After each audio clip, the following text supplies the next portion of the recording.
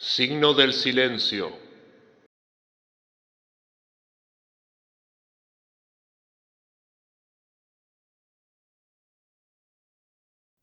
Haz tu voluntad, será el todo de la ley. El tema de mi tercera conferencia es Niyama. Niyama, la insuficiencia incluso de los más nobles intentos de traducir estas miserables palabras sánscritas está a punto de ser deliciosamente demostrada. Lo más cerca que puedo estar del significado de niyama es virtud. Que Dios nos guarde a todos. Esto significa virtud en el sentido etimológico original de la palabra, la cualidad de la virilidad, es decir, a todos los efectos, la cualidad de la divinidad. Pero como estamos traduciendo llama como control, nos encontramos con que nuestras dos palabras no tienen en absoluto la misma relación entre sí que las palabras tienen en el sánscrito original. Porque el prefijo ni en sánscrito da el significado de voltear todo de arriba para abajo y de atrás para adelante. Como diríais vosotros, histeron próteron, produciendo al mismo tiempo el efecto de sublimidad trascendental. Me parece que no puedo ni siquiera empezar a pensar en una definición adecuada, aunque sé en mi propia mente perfectamente lo que los hindúes quieren decir. Si uno se empapa del pensamiento oriental durante un número suficiente de años, obtiene una aprehensión espiritual que es totalmente imposible de expresar en términos aplicables a los objetos de la aprehensión intelectual. Por lo tanto, es mucho mejor contentarse con las palabras tal y como están e ir al grano sobre los pasos prácticos que hay que dar para dominar estos ejercicios preliminares. Al oyente atento difícilmente se le ha escapado que en mis anteriores conferencias he combinado el máximo de discurso con el mínimo de información. Todo ello forma parte de mi formación como ministro de gabinete. Pero lo que emerge tímidamente de mi niebla mental es que el llama, tomándolo a lo largo y a lo ancho, es mayormente negativo en sus efectos. Estamos imponiendo inhibiciones a la corriente de energía existente, al igual que se comprime una cascada en las turbinas para controlar y dirigir la energía gravitacional natural de la corriente.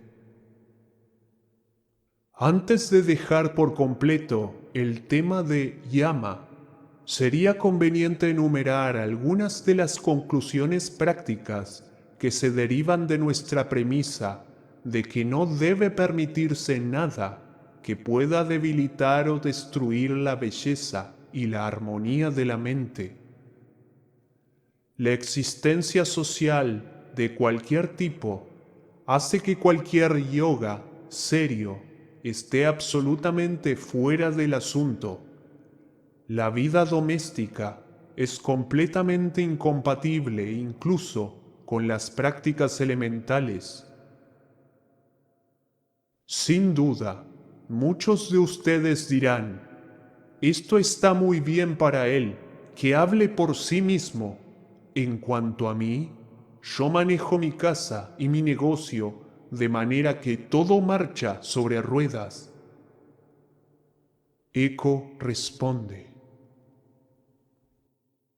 Hasta que no comiencen realmente la práctica del yoga, no podrán imaginar lo que constituye una perturbación. La mayoría piensa que puede sentarse perfectamente quieto. Dicen poder ser los modelos de los pintores durante más de 35 minutos. No lo consiguen. No oyen el tic-tac del reloj. Tal vez ni siquiera sepan si hay una máquina de escribir en la habitación.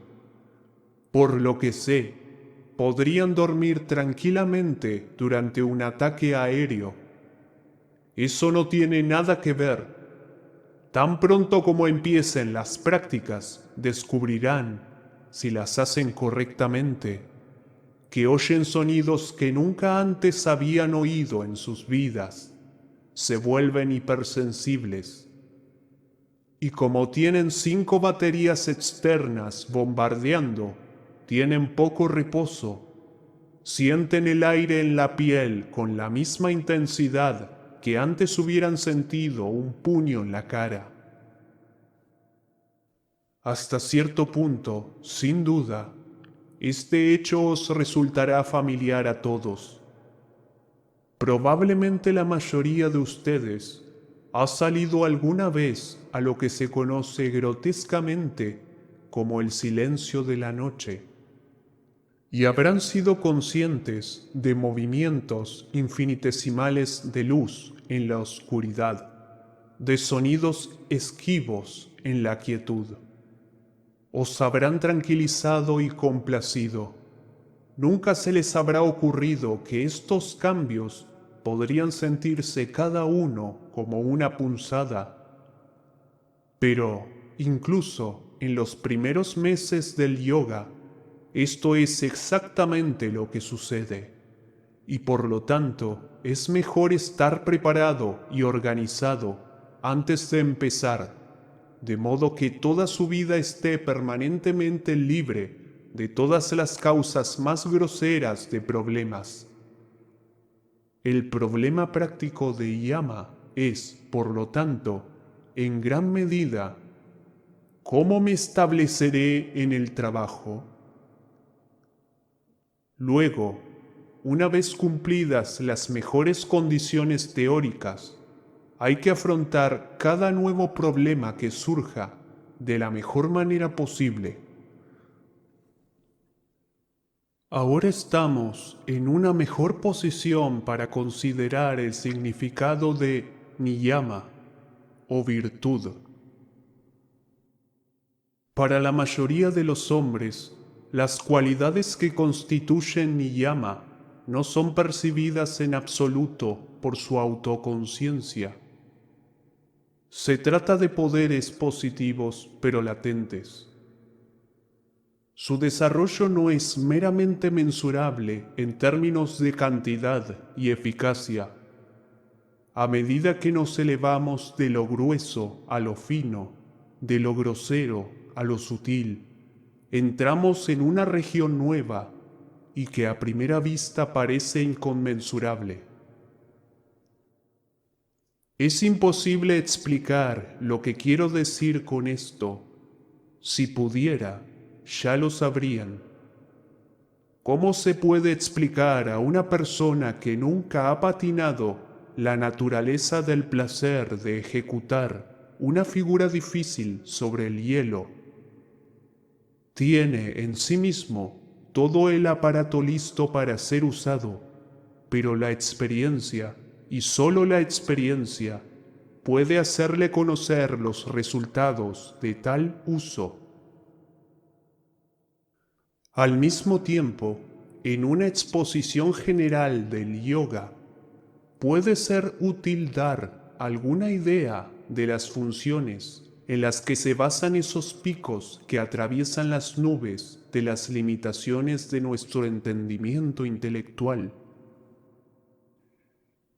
He encontrado muy útil en todo tipo de pensamiento el empleo de una especie de ábaco. La representación esquemática del universo dada por la astrología y el árbol de la vida es extremadamente valiosa, especialmente cuando es reforzada y ampliada por la Santa Cábala. Este árbol de la vida es susceptible de infinitas ramificaciones y no es necesario a este respecto explorar sus sutilezas.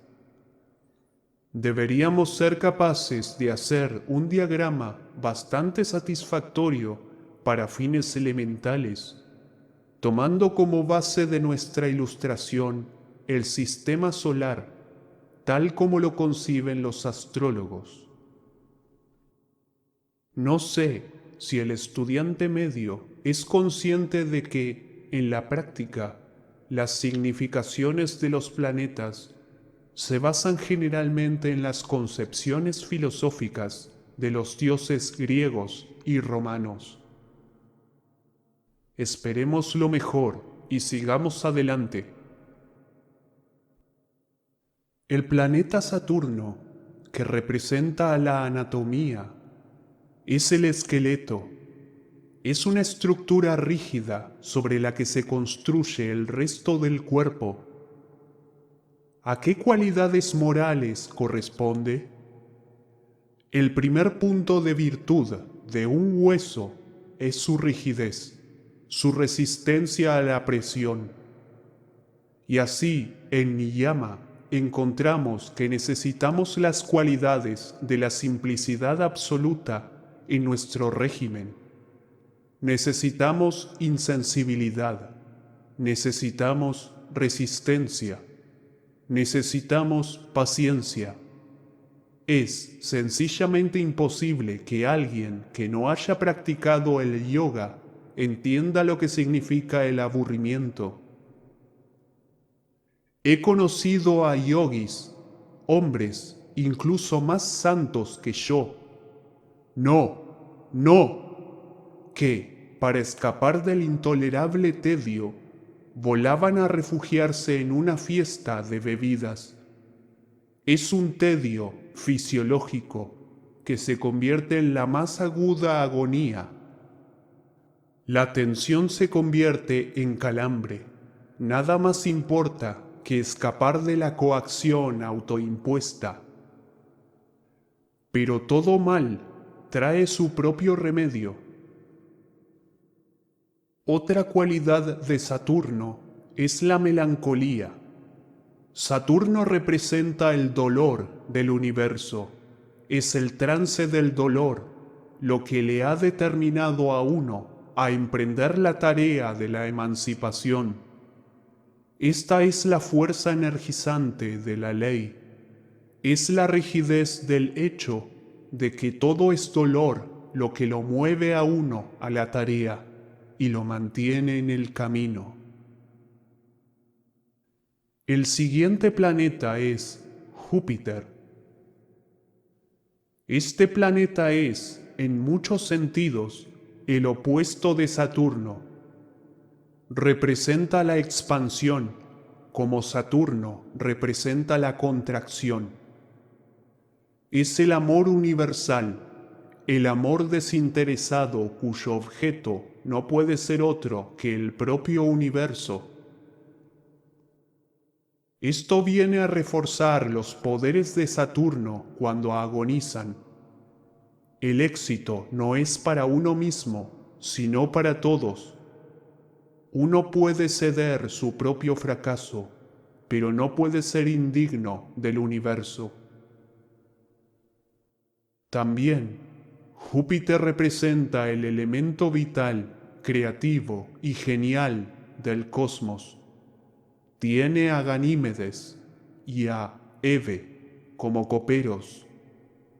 Hay una inmensa e inaccesible alegría en la gran obra, y es el logro del trance, de la prefiguración incluso intelectual de ese trance, de la alegría, lo que afirma al yogi que su trabajo vale la pena. Júpiter digiere las experiencias. Júpiter es el señor de las fuerzas de la vida. Júpiter toma la materia común y la transmuta en alimento celestial. El siguiente planeta es Marte. Marte representa el sistema muscular. Es la forma más baja de energía y en niyama debe tomarse literalmente como la virtud que permite afrontar y vencer las dificultades físicas del trabajo. El punto práctico es este: un poco más, y cuanto más esto es, un poco menos, y qué mundos de distancia. Por mucho que se mantenga el agua a 99 grados centígrados bajo una presión barométrica normal, no hervirá. Probablemente se me acusará de hacer publicidad de algún tipo de combustible al hablar del pequeño extra que los otros no tienen, pero les aseguro que no me pagan por ello. Tomemos el ejemplo del pranayama, el tema que espero tratar en una elucubración posterior. Supongamos que usted maneja su respiración de manera que su ciclo, inspirar, retener y expirar, dura exactamente 1 minuto. Eso es un trabajo bastante bueno para la mayoría de la gente, pero puede o no puede ser lo suficientemente bueno como para ponerle en marcha. Nadie puede decirte hasta que hayas probado el tiempo suficiente, y nadie puede decirte cuánto tiempo suficiente puede ser. Si eso va a hacer sonar la campana. Puede ser que si aumentas tus 60 segundos a 64, el fenómeno comience inmediatamente. Eso suena bien, pero como casi has reventado los pulmones haciendo los 60, quieres que esta energía añadida haga el efecto. Este es solo un ejemplo de la dificultad que surge con cada práctica. Marte, además, es la energía ardiente de la pasión. Es la cualidad masculina en su sentido más bajo. Es el coraje que se vuelve frenético, y no me importa decirles que, al menos en mi caso, una de las inhibiciones con las que más frecuentemente tenía que luchar era el miedo a volverme loco. Esto ocurría especialmente cuando empezaban a producirse esos fenómenos que, registrados a sangre fría, parecían una locura. Y el niyama de Marte es la furia despiadada que se burla de las cicatrices mientras muere por sus heridas. El sombrío señor de Colonsay lo ha hecho caer en el suelo y se rió con dolor mortífero porque el filoso golpe mortal fue tan bien recompensado. El siguiente de los cuerpos celestes es el centro de todo, el Sol. El Sol es el corazón del sistema. Él armoniza todo, energiza todo, ordena todo. Suyo es el coraje y la energía, que es la fuente de todas las demás formas menores de movimiento. Y es por ello que está calmo en sí mismo. Ellos son planetas. Él es una estrella. Para él vienen todos los planetas. Alrededor de él se mueven todos. Hacia él tienden todos. Esta centralización de las facultades, su control, su motivación, es el niyama del Sol. No solo es el corazón, sino el cerebro del sistema, pero no es el cerebro pensante, porque en él todo el pensamiento se ha resuelto en la belleza y la armonía del movimiento ordenado. El siguiente de los planetas es Venus. En él, por primera vez, entramos en contacto con una parte de nuestra naturaleza que no es menos quinta esencial, porque hasta ahora ha estado enmascarada por nuestra preocupación por las cualidades más activas. Venus se asemeja a Júpiter, pero en una escala inferior, situándose a su lado como Marte representa a Saturno. Tiene una naturaleza muy parecida a la del Sol y puede considerarse como una exteriorización de su influencia hacia la belleza y la armonía. Venus es Isis, la Gran Madre. Venus es la naturaleza misma. Venus es la suma de todas las posibilidades. El niyama correspondiente a Venus es uno de los más importantes y uno de los más difíciles de alcanzar. He dicho la suma de todas las posibilidades y os pediré que volváis en vuestra mente a lo que he dicho antes sobre la definición de la gran obra en sí. El objetivo del yogi de consumar el matrimonio de todo lo que es con todo lo que no es, y en última instancia percibir en la medida en que se consuma el matrimonio que lo que es y lo que no es son idénticos. Por lo tanto, no podemos elegir en nuestro yoga. Está escrito en el libro de la ley, capítulo 1, versículo 22.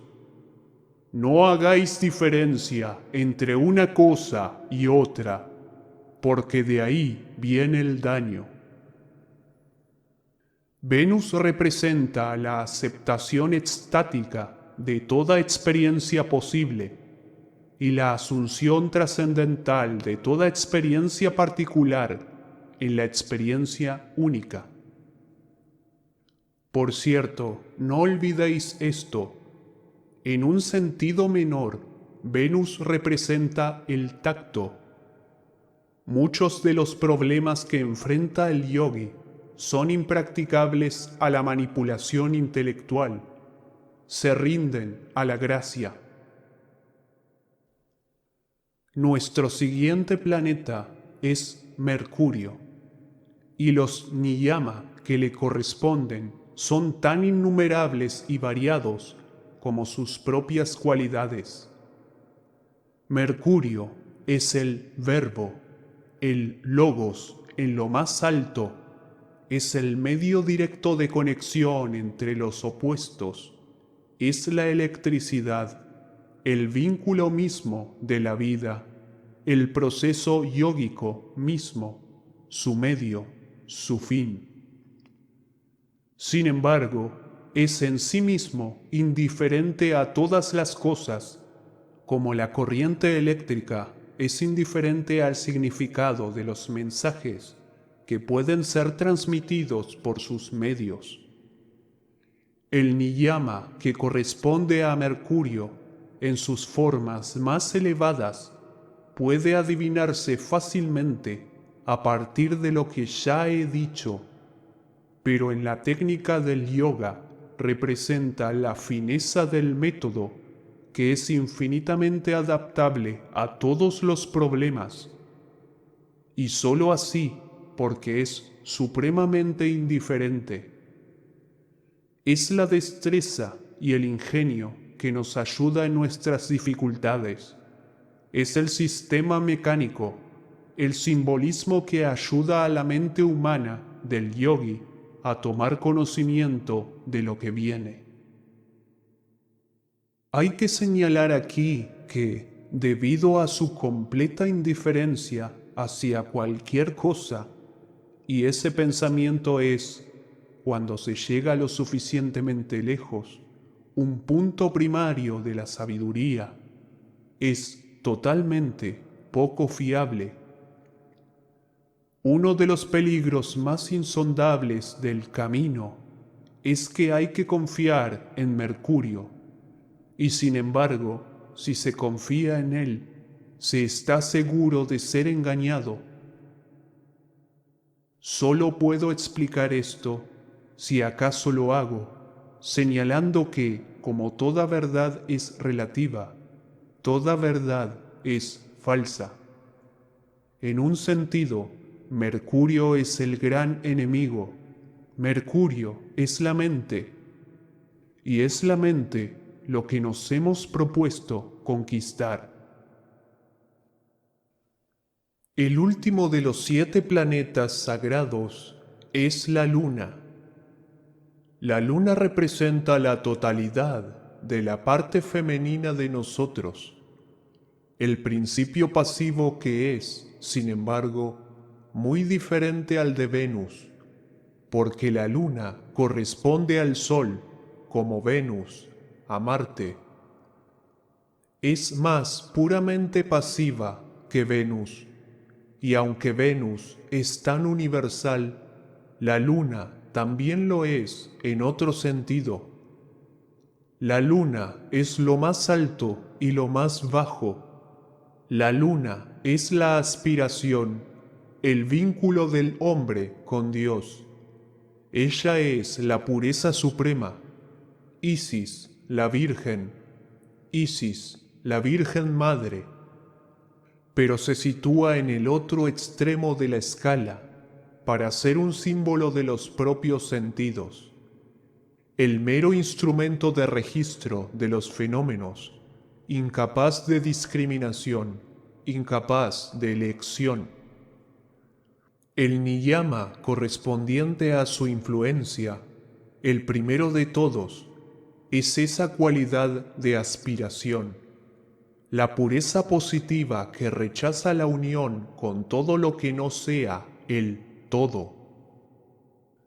En la mitología griega, Artemisa, la diosa de la luna, es virgen. Solo se rindió a Pan. He aquí una lección particular. A medida que el yogi avanza, se ofrecen al aspirante poderes mágicos. Siddhi los llaman los maestros. Si acepta el menor de ellos o el mayor, está perdido. En el otro extremo de la escala del niyama de la luna están los fantásticos desarrollos de la sensibilidad que acosan al yogi. Todos ellos son ayuda y estímulo. Todos ellos son estorbos intolerables.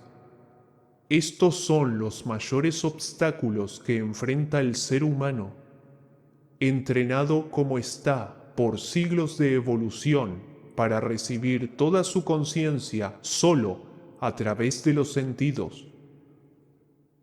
Y nos golpean con más fuerza porque interfieren directamente en la técnica de nuestro trabajo.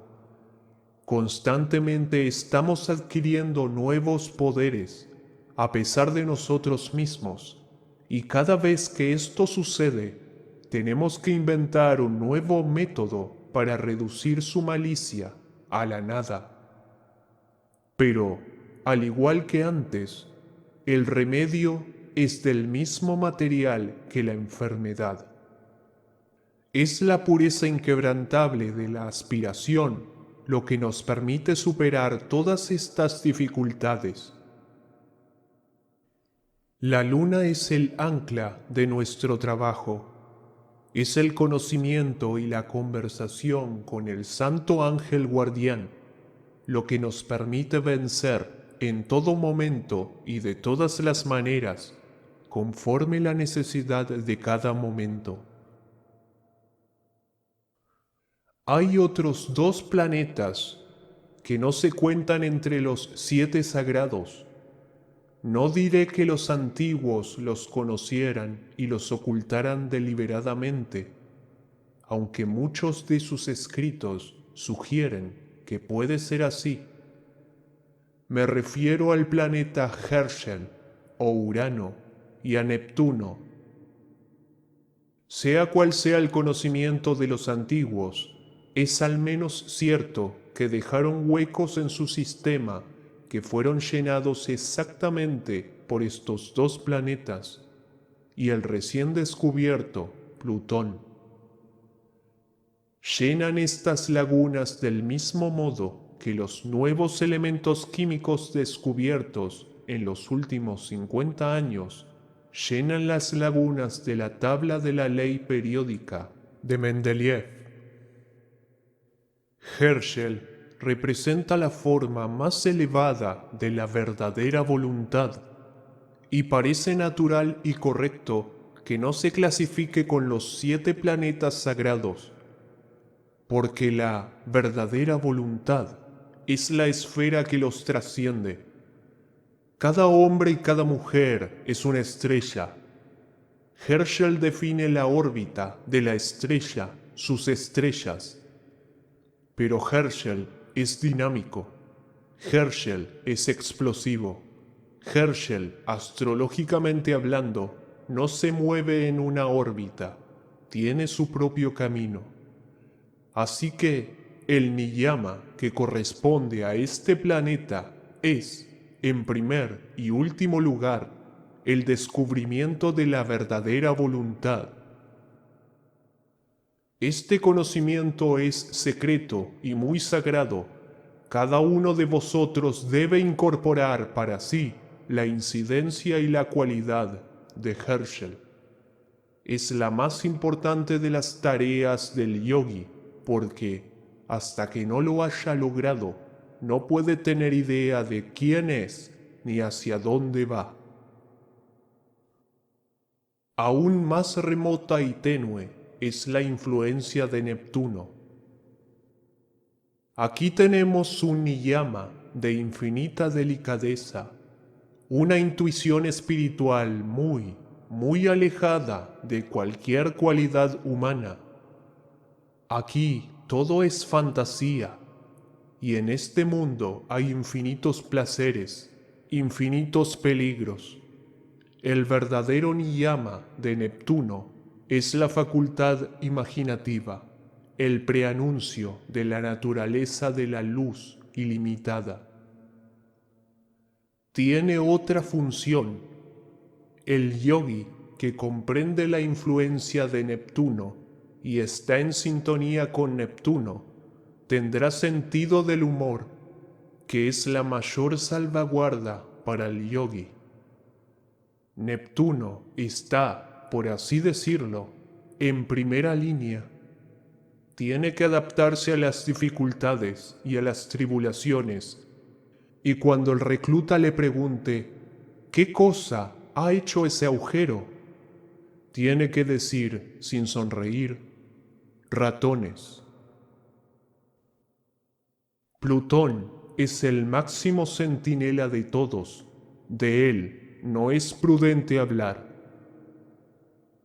Habiendo dado rienda suelta a esta expresión sibilina, oscura y siniestra, bien puede preguntarse el muy atrevido, ¿por qué no es prudente hablar de Plutón? La respuesta es profunda, es porque no se sabe nada de él. En cualquier caso, no importa. Seguro que ya hemos tenido suficiente niyama por una noche. Conviene ahora resumir brevemente lo que hemos aprendido sobre yama y niyama. Son, en cierto sentido, los preliminares morales y lógicos de la técnica del yoga propiamente dicha. Son las disposiciones estratégicas en contraposición a las tácticas que debe tomar el aspirante antes de que intente algo más serio que los ejercicios de los 5 dedos, como podemos llamarlos, el entrenamiento del recluta de posturas, ejercicios de respiración y concentración que las personas superficiales suponen que constituyen esta gran ciencia y arte. Hemos visto que es presuntuoso y poco práctico establecer reglas definitivas sobre lo que debemos hacer. Lo que nos concierne es organizar los asuntos de tal manera que seamos libres de hacer cualquier cosa que pueda ser necesaria o conveniente, permitiendo el desarrollo de los poderes sobrenaturales que nos permiten llevar a cabo nuestros planes a medida que se forman en el bioscopio mutable de los acontecimientos. Si alguien viene a pedirme un plan práctico a grandes rasgos, le digo, bueno, si tienes que quedarte en Inglaterra, tal vez puedas llevarlo a cabo con un poco de suerte en una casa de campo, aislada, alejada de las carreteras. Si cuentas con los servicios de un asistente ya bien entrenado para hacer frente a las emergencias que puedan surgir, un buen disciplinado podría salir adelante bastante bien en un apuro, en una suite de Claridge. Pero en contra de esto, se puede alegar que hay que contar con fuerzas invisibles. Las cosas más imposibles empiezan a suceder cuando uno se pone en marcha. No es realmente satisfactorio empezar a practicar el yoga en serio, a menos que uno se encuentre en un país donde el clima sea fiable y donde el aire no esté contaminado por el hedor de la civilización. Es extremadamente importante, por encima de todas las cosas, a menos que uno sea un hombre excesivamente rico, encontrar un país donde los habitantes comprendan el modo de vida yogi, donde sean comprensivos con sus prácticas, traten al aspirante con respeto y lo ayuden y protejan discretamente. En tales circunstancias, la exigencia de yama y niyama no es un estrés tan serio. Hay además algo más allá de todos estos detalles prácticos que es difícil destacar sin hacer exactamente esas suposiciones misteriosas que, desde el principio, hemos resuelto evitar. Todo lo que puedo decir es que lo siento mucho, pero este hecho en particular les va a golpear en la cara luego de un poco haber comenzado. Y no veo por qué debemos molestarnos por las suposiciones misteriosas que subyacen a la aceptación del hecho de lo que después de todo es igualmente misterioso e insondable. Cualquier objeto de cualquiera de los sentidos. El hecho es que uno adquiere un sentimiento bastante irracional, de que un lugar determinado o un método determinado es correcto o incorrecto para sus fines. La sensación es tan segura como la del espadachín cuando toma un arma que no ha probado. O bien llega con dulzura a la mano, o no lo hace. No se puede explicar y no se puede argumentar. He tratado el yama y el niyama con gran extensión, porque su importancia ha sido muy subestimada y su naturaleza completamente malentendida. Son prácticas definitivamente mágicas, con apenas un matiz de sabor místico. La ventaja para nosotros aquí es que podemos ejercitarnos y desarrollarnos muy útilmente de esta manera en este país, donde la técnica del yoga es prácticamente imposible. Por cierto, el país real de uno, es decir, las condiciones en las que uno nace, es el único en el que se puede practicar yama y niyama. No puedes esquivar tu karma. Tienes que ganarte el derecho a dedicarte al yoga propiamente dicho, haciendo que esa devoción sea una etapa necesaria en el cumplimiento de tu verdadera voluntad. En el Indostán no se permite convertirse en sannyasi, recluso, hasta que uno haya cumplido con su deber para con su propio entorno. Devolver al César lo que es del César antes de devolver a Dios lo que es de Dios. Ay de ese aborto de 7 meses que piensa aprovecharse de los accidentes del nacimiento y burlándose de la llamada del deber, se escapa a mirar una pared en blanco en China.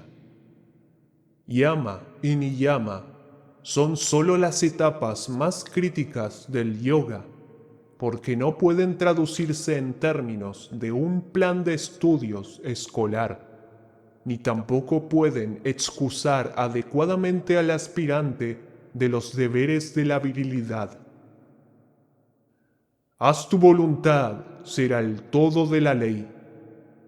Alégrense, verdaderos hombres, de que esto sea así, porque al menos puede decirse que hay resultados que se obtienen de esta manera, que no solo prepararán al aspirante para la batalla real, sino que lo introducirán en clases de fenómenos hasta ahora no adivinados, cuyo impacto preparará su mente para esa terrible conmoción de su propio derrocamiento completo que marca el primer resultado crítico de las prácticas del yoga. El amor es la ley, el amor bajo la voluntad.